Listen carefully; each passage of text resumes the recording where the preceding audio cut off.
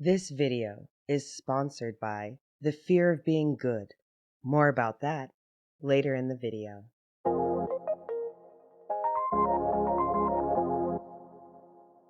Welcome to Disruptive Philosophy. My name is Brittany, and this is the next video in my series, Prime Alchemy, How to Be a Human. And this is what lesson is this? This is lesson 1G. And in this video, we're going to be talking about consciousness, purpose, and the fear of being good. Also, I think this is the last video in lesson 1. So I think we'll be on to lesson 2 after this. Ooh, it's getting exciting. Knocking them down.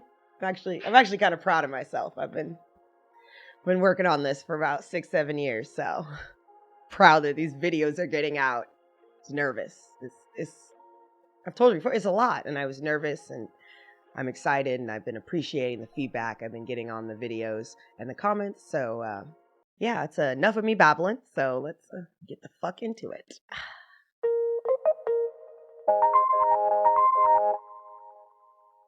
So let's start by answering the question, why the fuck is consciousness so important for anarchists? I started my channels out, my disruptive channels, really to talk about political theory and history and leftist concepts and theory.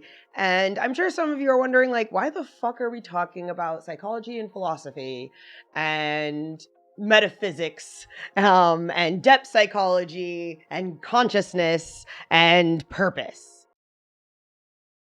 Well, because last time I checked, as anarchist especially, but also the rest of my leftists, the goal was to be free.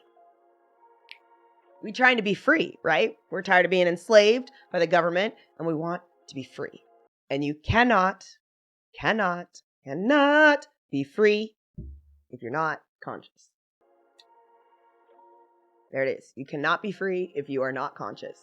Because freedom is choice. If you have done some of your leftist anarchist research, you know that part of the alienation that comes along with capitalism and the oppression is the illusion of choice, right? We have 60 different types of chips and chip companies, right? We have the illusion of choice, but we don't have the choice to have quality enough potatoes to make our own chips at home. You know, you kind of do, but you kind of got to grow your own, That was not a good example. Let me use a better example. So, the illusion of choice, right? We have all of these different brands of all of these different consumer products, right? And that's supposed to give us the feeling that we're free because we have these choices. We can choose what type of car we want. We can choose what color of car we want. But in most places in this country, it is not really a choice to not have a car and to still be able to navigate the world.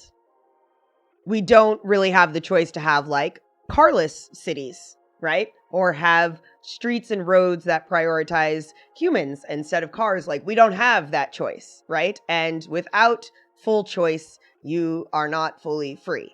And if you are not conscious of the choices you're making or the choices you have, then you're also not free because you don't get to see all the options, right?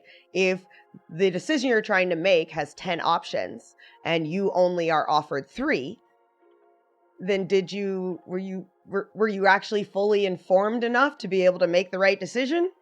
What if the right decision was in the 7 options they didn't offer you? You're not really free.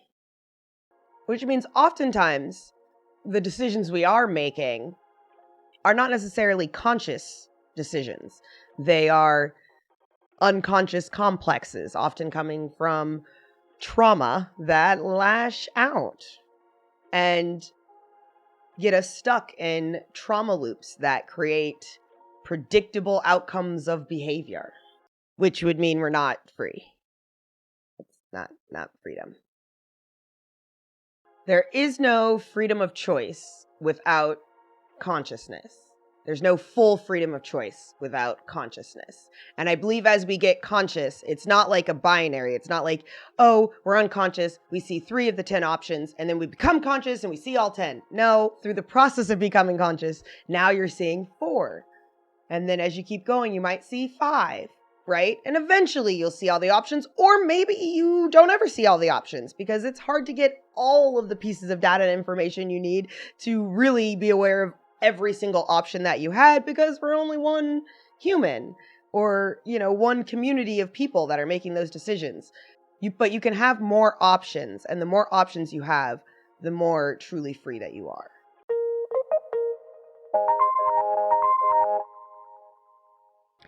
Existence is only real when it is conscious to somebody. That is why the creator needs conscious man, even though, from sheer unconsciousness, he prevents human beings from becoming conscious. Carl Jung. Consciousness isn't a biological or neurological thing that we can see with our 5 senses or that we can control. Yet. They're definitely trying to control it, but yet. And the type of consciousness I'm going to be talking about is not somebody knocked you the fuck out and you're unconscious and then you wake up and you're conscious. That's not the consciousness we're talking about, okay? We are talking about the enlightened, self-individuated Carl Jung consciousness, the Westworld Matrix type of consciousness, okay? And like I previously mentioned, it doesn't happen automatically. Consciousness becomes on a scale. You can become more conscious and enlightened. And then you can also have a deep, serious trauma happen in your life. And that may cause you to become a little less conscious because you start repressing some things. It's on like a scale, and it's not a one-way track. And it doesn't even necessarily always go up. It goes inward, to be honest. Like I mentioned before, it's like a maze inward. And because you guys know I like to fully define terminology, let's go ahead and look at the dictionary's definitions of consciousness. The quality or state of being aware, especially of something within oneself. The state or fact of being conscious of an external object, state, or fact. The state of being characterized by sensation, emotion, volition, and thought, mind. The totality of conscious states of an individual. The upper level of mental life of which the person is aware as contrasted with unconscious processes. Awareness, especially concern for some social or political cause.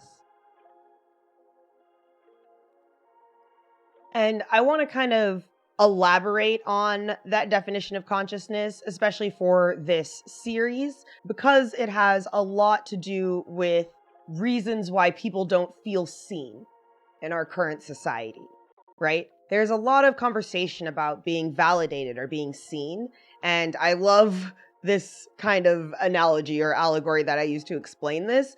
But if you could visualize that there's a bunch of people walking around and they all want to be seen, heard, validated, but they're all walking around with their hands over their eyes, so they can't see anyone or validate anyone else, right? And possibly couldn't see if someone was validating them in the first place, which means it's really hard if you have everyone walking around with their hand open and their other hand over their eyes saying, please validate me, please see me. But then also I can't see you because your hands are over your eyes and you can't see anybody else. And if nobody can see anybody else, then nobody's seeing shit. Okay, that's what's happening. No shit getting seen. Okay, that's what the fuck's happening. And a lot of that has to do with we're not conscious enough to get out of our insecurities and our trauma to actually really see other people and validate them in a way that they feel whole. So my more in-depth definition of consciousness is the awareness of an individual's whole self while being aware of another individual's whole self. It is a give and take and requires reciprocity. And this definition is very much close to Carl Jung's original definition of consciousness. There is an aspect of being conscious, but if nobody else is also conscious to be able to experience your expression of your conscious self, then you can't really be seen. Like, consciousness really does take two individuals both being conscious, truly seeing the other for who they really are, authentically, truly, and wholly. So the more conscious we become, the more we are able to assimilate with our inner self, right? Our ego and our shadow and everything's able to assimilate and express themselves and who they are in the outer world and make connections with other human beings in a real authentic way, genuine way.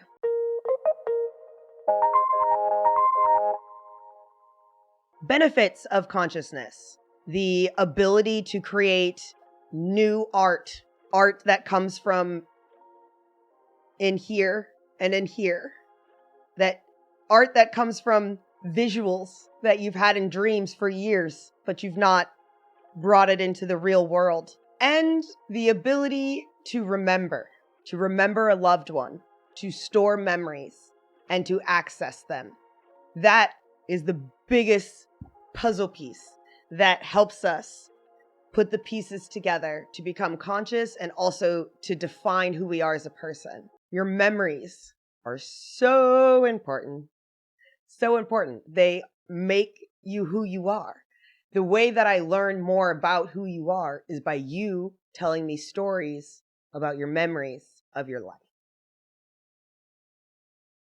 So there's two types of consciousness that we're going to talk about a lot in this series, and that's going to be personal consciousness and collective consciousness, or unconsciousness more, because the collective is mainly unconscious. The collective unconscious and your personal unconscious, these aren't bad places, they aren't negative places, and they're also like not places that are necessarily going to be fully conscious, if that makes sense. Like, you can't make the collective unconscious fully conscious, and you can make aspects of your personal unconscious conscious, but not all of it, because part of who you are is that unconscious part.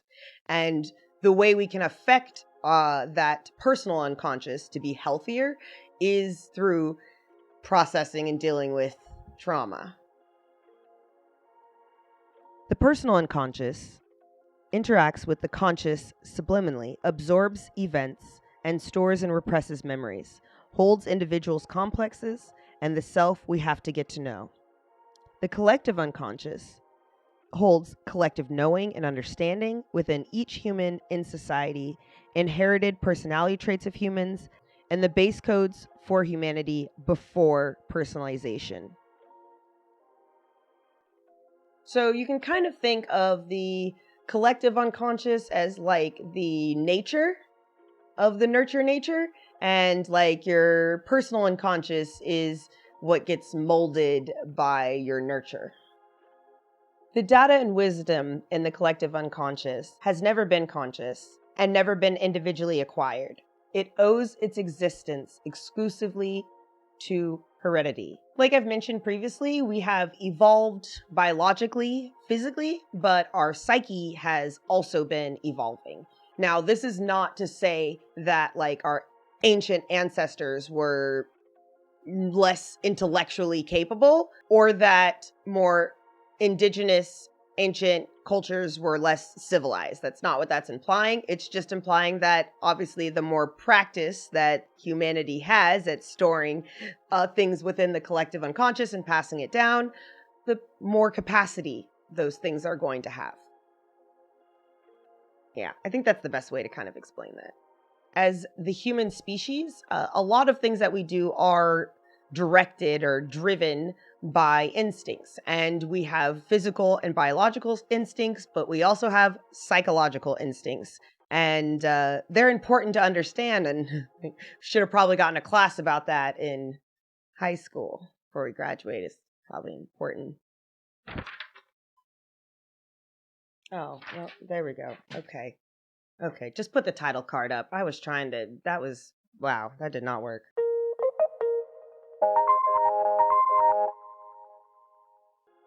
The sole purpose of human existence is to kindle a light in the darkness of mere being. Consciousness is a thing which drives evolutionary survival of our species by giving us purpose. Man's task is to become conscious of the contents that press up wand from the unconscious. If he doesn't, he evades his destiny, which is to create more and more consciousness.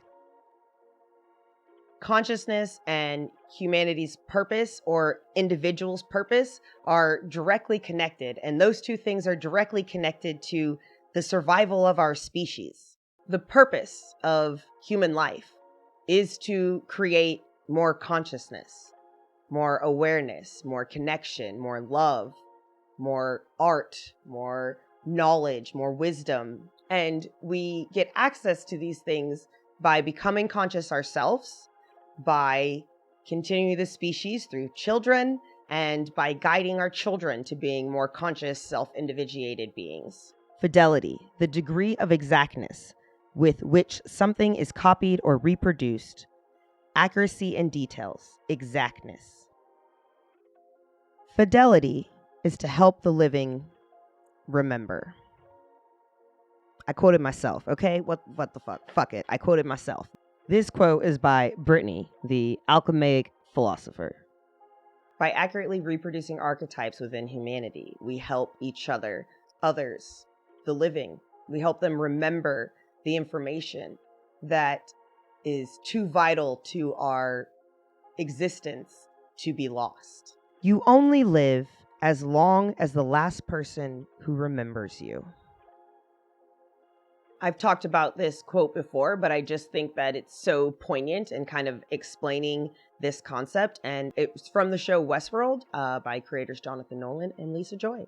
And this is why that definition of consciousness requires reciprocity. Because if no one in your life really knows you, if you don't actually have a safe space to truly express who you really are and have an authentic relationship with anyone in your life, then you never get that conscious moment of being seen as a conscious person by another conscious person.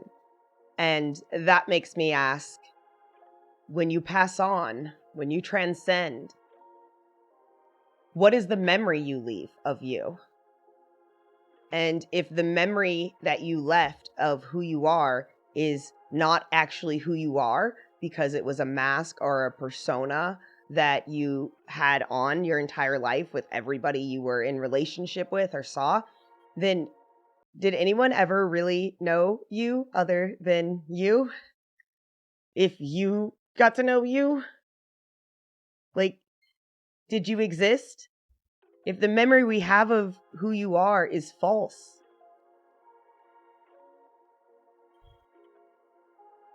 I mean, it just doesn't feel like you get seen at all or remembered really, truly for who you really are.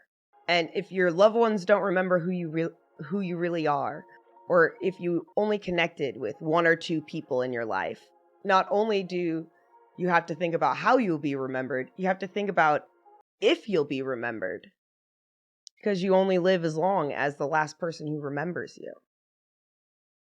If they were able to save your consciousness or your brain on ice and bring you back 150 years later, if nobody is alive when you wake up that actually remembers who you are, I think that would be pretty existential. An existential crisis, I think. Well, I know, again, this is the episode on Westworld, but we'll get more into Westworld. That's the next series. We have to get this educational series out first, okay? But I am ready. Well, I'm not ready. I'm still working the script, but I am emotionally excited, ready to break down that Westworld series. Like, if you don't get all of this now, when we break down Westworld, it will all come together because it's all connected. Becoming your full self is a life goal. And honestly, I'm not sure if you ever get to actually fully know your full self. Like, if you spend your whole life exploring your full self, I'm not sure if you actually get all of it. There may still be more that you didn't get to explore, but you should really start as soon as possible so you can get to know as much as possible, because that's part of your purpose. Your unconscious seeks outward manifestation. Carl Jung.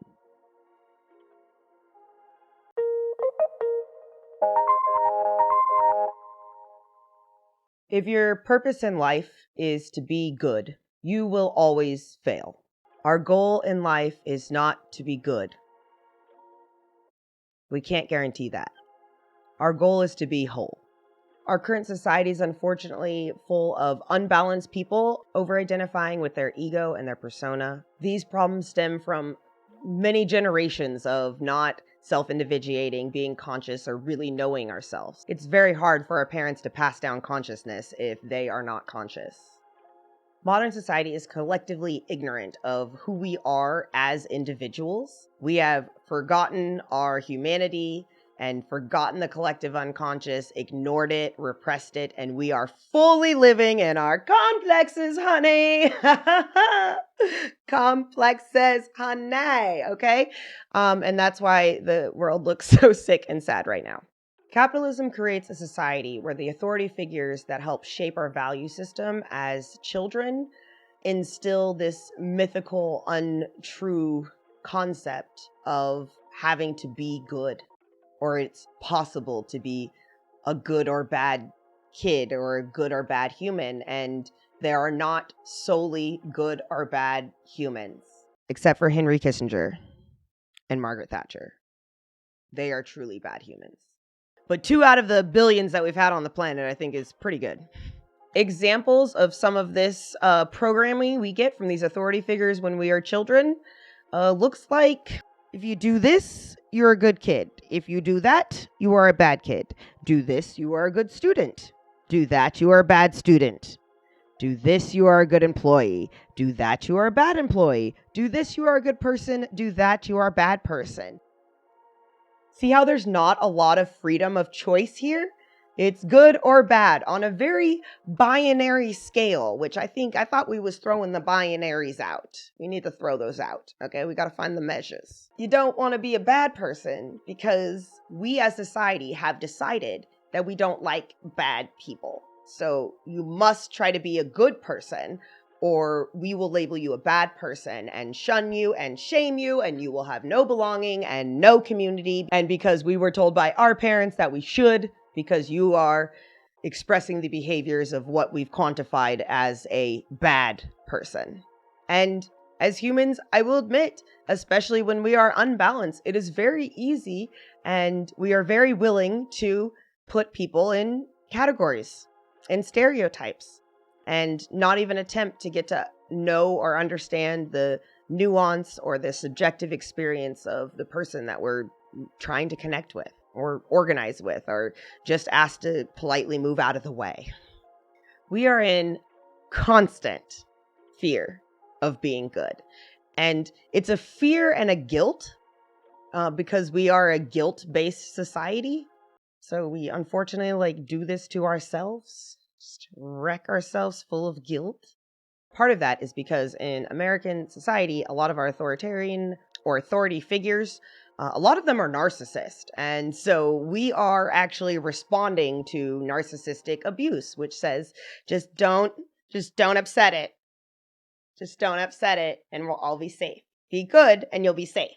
And that process of trying to keep ourselves safe creates this false self that we end up presenting to the world because we think that is what is safe, and because we have been abused and beaten down by our parents, by friends, by the system, by the guilt and shame in our head, by the cops in our head, by everything going on in this society.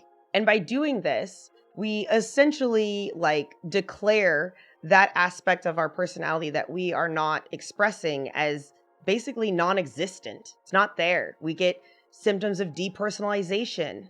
And this is what true gut-wrenching loneliness and depression really is where you are so disconnected not only from other people, but from your actual self, that you feel like you're in the sunken place from Get Out. You were just, oh shit, there goes reality. You're in the sunken place. And I know that because I'm currently coming back from a good 5-year stint of some pretty bad depersonalization. And sometimes it really do be feeling like you are coming out of the sunken place. Okay, it really, so if you all are going through this process with this series, sometimes it really do feel like that coming out of depersonalization. And if you don't know what depersonalization is, I will put a descriptor here, put text in, and yes. Depersonalization and derealization disorder involves a persistent or reoccurring feeling of being detached from one's body or mental processes, like an outside observer of one's life, and or a feeling of being detached from one's surroundings. This disorder is usually triggered by severe stress, particularly emotional abuse or neglect during childhood, or other major stresses, such as experiencing or witnessing physical abuse. The experience and feelings of the disorder can be difficult to describe. Worry about going crazy can cause you to become preoccupied with checking that you exist and determining what's actually real. The British psychoanalyst R.D. Laing described depersonalization as experiencing oneself as invisible, as a defensive response to a pervasive sense of danger. Depersonalization symptoms involve feeling detached from one's body, mind, feelings, and or sensations. People may also say they feel unreal or like an automaton with no control over what they do or say. They may feel emotionally or physically numb. Such people may describe themselves as an outside observer of their own life or the walking dead. People may also sense that their memories lack emotion and that those memories may or may not be their own memories. Derealization symptoms involve feeling detached from the surroundings, people, objects, or everything, which seem unreal. People may feel as if they are in a dream or a fog, or as if a glass wall or veil separates them from their surroundings. The world seems lifeless, colorless, or artificial. The world may appear distorted to them. For example, objects may appear blurry or unusually clear, or they may seem flat or smaller or larger than they are. Sounds may seem louder or softer than they are. Time may seem to be going too slow or too fast. People may feel emotionally disconnected from people they care about, as if they were separated by a glass wall. People may feel that their surroundings appear distorted, blurry, colorless, two-dimensional, or artificial, where people may have a heightened awareness and clarity of their surroundings. Mild feelings of depersonalization occur during the normal processes of personality integration and individuation in a high percentage of adolescents and young adults, and it need not impair social or psychological functioning. Such feelings may also occur in adults after long periods of emotional stress. When significant social or occupational impairment continues, however, an individual is considered to have a disorder that should be treated. Feelings of depersonalization may also be present as features of some personality disorders and as symptoms of depression, anxiety, and schizophrenia. Episodes of depersonalization or derealization can be frightening and disabling. They can cause difficulty focusing on tasks or remembering things, interference with work and other routine activities, problems in relationships with your family and friends, anxiety or depression, a sense of hopelessness.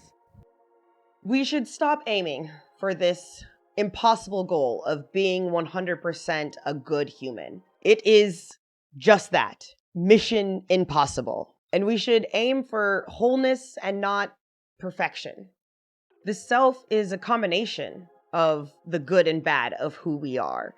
And the more we try to repress the bad, the more that they will lash out and scream out through our unconscious complexes because they want to be seen, bitches. They want to be seen. They want to be seen. And if you try to repress them, they're going to be seen, but you're not going to want people to see the way they're going to be seen because it's going to come out in toxic behaviors. The good and the bad of you, they are dialectical forces that push up against each other and need to assimilate, right? So they can find this measure, this place in the middle, this gray area that is you. And isn't it such, it should be a relief. Isn't it a relief to know, oh, I can stop wrecking myself full of guilt that I'm not good. Just throw that out. Let's all try to be whole. Individuated humans, fully conscious humans, are almost incapable of oppressing other humans. Because once you individuate, self-individuate, self-actualize, become actually conscious fully of this existence and this world we live in, you could not bring yourself to take a life to assault, to sexually assault, to backhand a child, to rape a child. You couldn't oppress people, enslave. You couldn't, because your overwhelming empathy and understanding for other human individuals and their subjective human experience, right? As you've had your own experience and process, taking that consciousness from someone would be impossible. You wouldn't be able to do it. You wouldn't ever be able to bring yourself to do it, because you would understand deeply what that meant to really oppress someone, to oppress another human being, to put them in chains, or to kill someone, or to sexually assault somebody. You would know, you would empathize, and you could never, hunty, okay? Never. You would also know that you would not just be robbing that individual of their experience or of consciousness, but you would be robbing not only your own children, but all of the future generations that would come in the future. You'd be robbing all of them of the individual knowledge that that person has to add to our collective unconscious or our collective human history, because that would weigh on you that much that you would be like, I will not oppress this person, because I can't imagine stealing, robbing our future generations or future consciousness of this person's contribution to collective existence. I don't know, I maybe got a little preachy there, but like this hits me hard. Like this one makes me go, oh, because that is why we repress and don't want to talk about and don't look at mass deaths or suicides or school shootings. Because to be honest, our psyche, it was not meant to process that amount of loss or trauma or death. We weren't supposed to be dying at the hands of people from our own species. And if we did, it was supposed to be rare and incredibly sad. Incredibly sad.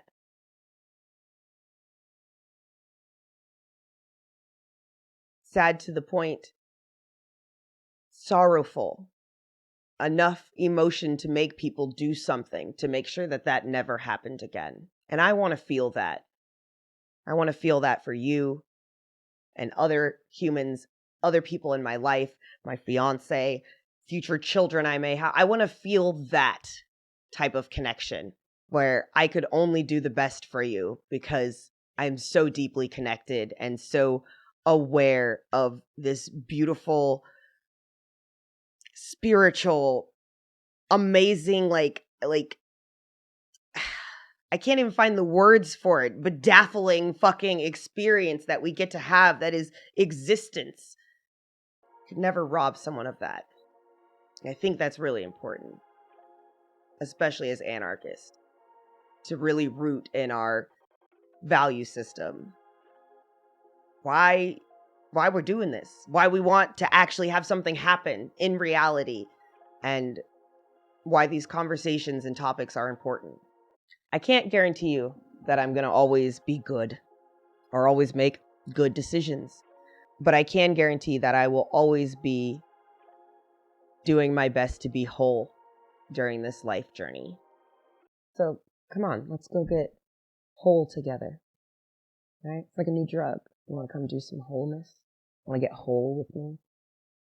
Holy? Ooh, holy. We go get holy. You want to go? Come on, let's go get holy.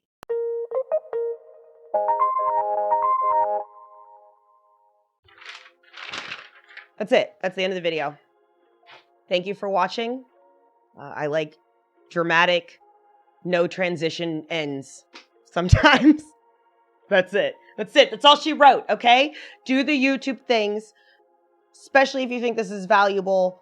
I appreciate people who have been watching my content from the beginning, and please share it. I'm not here to be the best human. I'm just here to be a whole human and hope that this information helps other people be a whole human so that so we can like save humanity.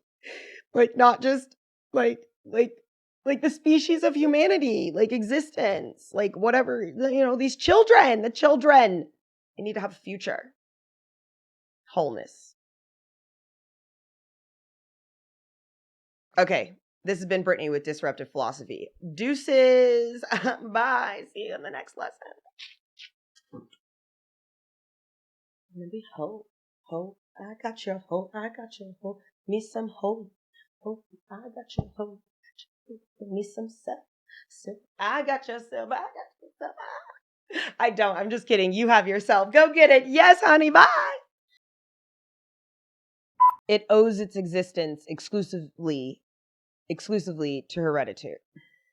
It owes its existence exclusively to heredity. It owes its existence exclusively to heredity. Heredity. It